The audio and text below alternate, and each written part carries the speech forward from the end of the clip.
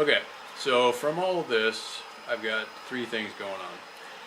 I've got probably more than three things. I've got a real job that I do. I work for the post office. I'm a mechanic. I fix the little trucks that they deliver mail in. That is 48 hours a week. We're running overtime perpetually, trying to keep up. The trucks are getting old, and it takes a lot of work to keep them going. So that's 48 hours out of the week right there. On top of that, I am writing a book or a story called Mars Clipper. I'll link to that separately. That is something that the first version I started probably 5 or 6 years ago, wrote a whole bunch on it, and then kind of forgot about it for a while. And then I came up with a new idea based on the same, I don't know, it's almost not related, but I think I can use parts of the first one and the second one. I'll just say it that way. It's got really nothing to do with The Martian, if you're familiar with the book and the movie that came out recently.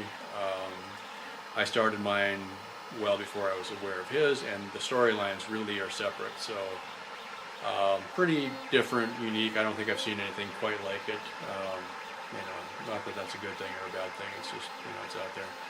So I'll talk about that more in a separate video. But parts of what I've got in this room were based on the fact that when I first started writing it, I thought I wanted to do it as a screenplay and possibly shoot parts of it in here. And then I remembered that, well, two things. It's a little apartment. I don't have a lot of room. And two, my work hours, I work from 11 a.m. to 9:30 p.m. And that doesn't really give me a lot of opportunity to collaborate with people. So as far as, if you're, it's pretty easy to find people that are like-minded that want to get together and help you shoot a movie. I've done that with people in the past. But getting people to show up at midnight and to work for 4 hours, when you get home from work, that's, asking a lot. Weekends are still available, but usually by the end of the week, I am just tired and I want to lay down on the floor and not move. So Mars Clipper is one project. Work is, takes up a huge amount of time.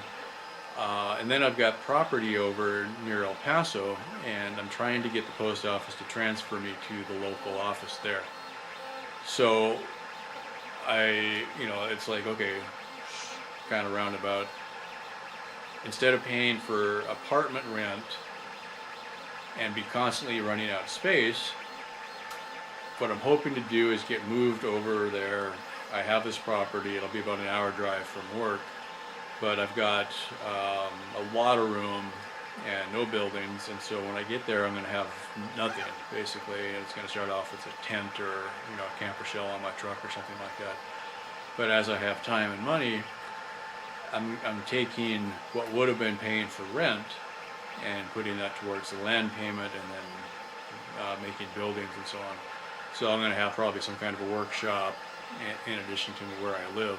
In fact, if I get it my way, I'm going to build a great big giant shop and then just live in the back of it, because like a typical guy, I don't need a living room and a dining room and a kitchen. I need a 40 by 60 shop and a bunk bed or something like that. So that's kind of the three main focuses right now. So I got work, I've got Mars Clipper, and then I've got the property.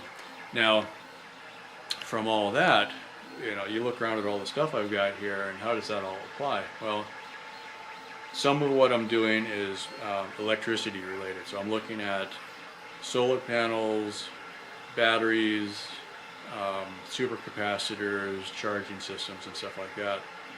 I'm using the 3D printer for some of that to build kind of one-off things, so I can keep cameras and cell phones charged when I'm off grid. The property, actually, there is electricity available. There's a power line right on the edge of the property. It's just a matter of if I want to hook up to it or not. Kind of enjoying the idea of not thinking about one more bill.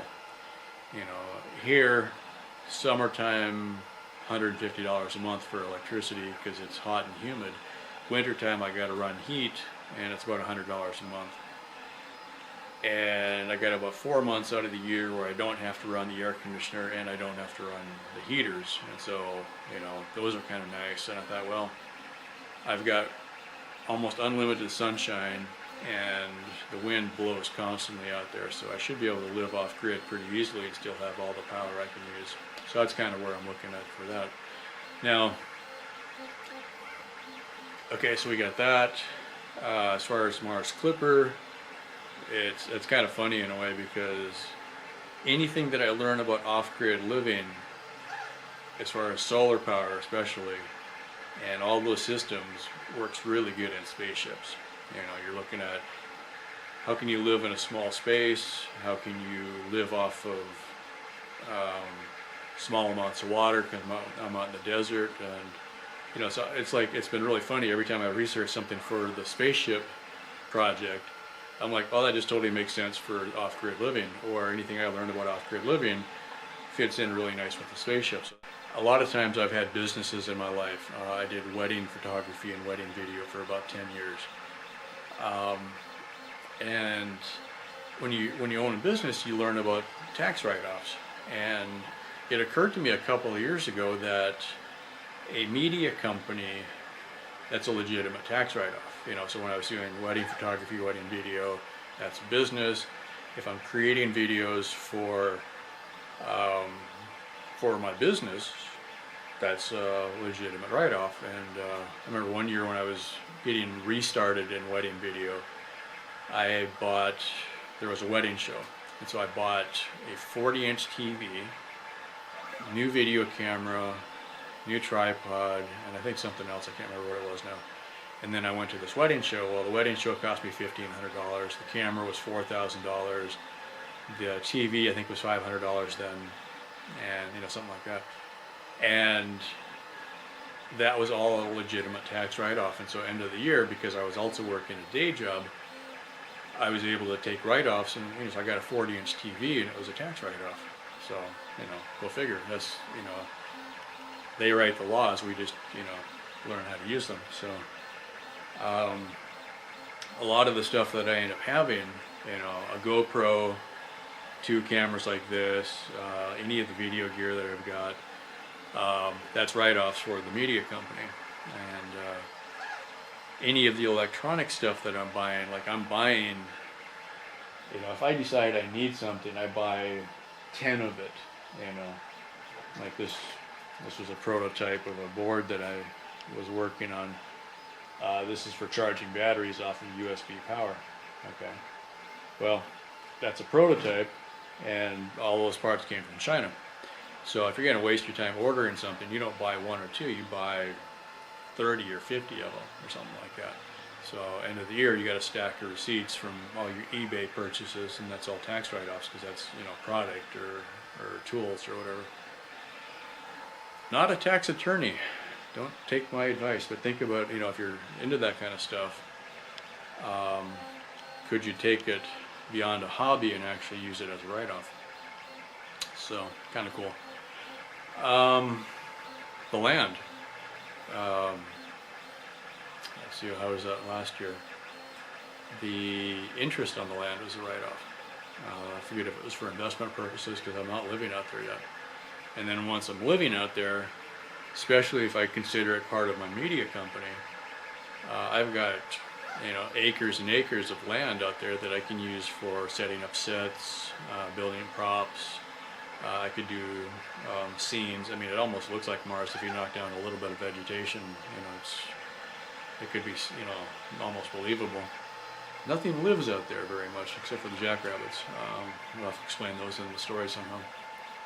As far as the books and stuff, I got 2 or 3 books on Amazon, and I'll put links to them. That's been interesting for me, because when I first wrote the first book, the Desert Storm book, I was all excited. I was out of work. My entire world had basically fallen apart. It could have been a country song type of thing where, I got divorced, I got evicted, and my car broke down all at the same, basically in the same month. If I would have had a dog that ran away, I could have published that as a song, but I didn't have a dog, so. So I had some time, and I was had this book idea, and so while I was between jobs and trying to figure out what I was doing, I put some time into writing the Desert Storm book. And I had managed to hook up with a few people that were pretty smart, and I thought, okay, we could maybe publish this, and who knows, maybe it'll take off. Well, it never really did. These things, it's published people and famous people don't always get their books published, and it's like making a movie. You never hear about the ones that don't make it, but it's hard it's hard to make it in that business. You really can't expect too much. So that was in 2008, 2009, right when the economy slowed down the last time. So I wrote the book, put it out there, figured out how to get it on Amazon. It's set up as a self-publishing on one of the print-on-demand sites. And so, and if there's any questions about that, I'll put some information out there. But the idea is, instead of having to spend $10,000 to get 1,000 books printed or whatever, you put it up as a digital file. When somebody buys the book, the machine spits out one book at a time, and it's printed as the order comes in. And literally from the first book, I have made money on the book. If the book sells, I think I get $1 or $2. It's not very much, but there was no investment. You can actually put a book up there for free, and it's just your time. So if you actually know how to do it, the first one I had some help. The second and third ones I did all on my own. And you create a PDF file, you upload it, hit go, the book comes out. You get a proof copy, and you can look at it just to make sure you didn't screw something up, and then you say, okay, go ahead and publish it, and then that automatically puts it on Amazon. And it'll just sit there, and you'll get nothing for it. But if you're if it's a book about something specific, like for instance Desert Storm, that's kind of a popular subject, but at least it's something people know about. So if somebody's interested in that kind of a subject, they'll find it eventually, and if you got some reviews, you'll probably get it sold. I also created a website about the book, and sometimes on Facebook and Twitter I would send links out, and people would click on it, and every now and then you see a bump. So, ACK.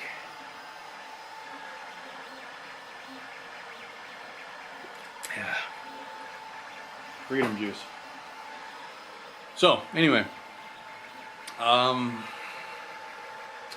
So you get the book up on Amazon, and every now and then, somebody finds it, and you get an email that says, hey, you're getting paid by Amazon instead of you owe us money, which is usually what happens, is because, you buy too much, and then you have to pay for it. So, but it's just kind of been there. There was a while where I wasn't selling books, and then this last year or two, I noticed it started to kind of pick up, and I don't know if it's anything I did or what. I haven't really been seriously promoting it. I've never gone out of my way to blast it out and beg all my friends to buy it or anything like that. But between the 3 books, I noticed, and I have a couple videos on there also that I created for people that, one was about an aircraft mechanic, and he was walking around the hangar for 2 weeks doing inspection on an aircraft. And if you happen to own one of those aircraft, that might be interesting to you. Otherwise not so much. So we did a series of, I think it was 8 videos on that, and that's sitting up there. Well, I noticed month of December, I made over $100. So I think that's the best month I've ever had. And so that kind of makes you want to sit down and write your book again, because you don't know when it's going to sell, but it's kind of a long tail thing. And if somebody finds one of your books and they like it, chances are they might buy another one.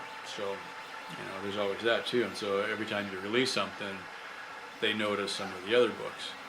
Also, I contributed a story to another book that somebody else wrote, and my name was listed as a contributing author, so I might be getting some traffic from that also. That actually won some awards. It wasn't my award, it was the other person. So it's kind of cool when it happens though.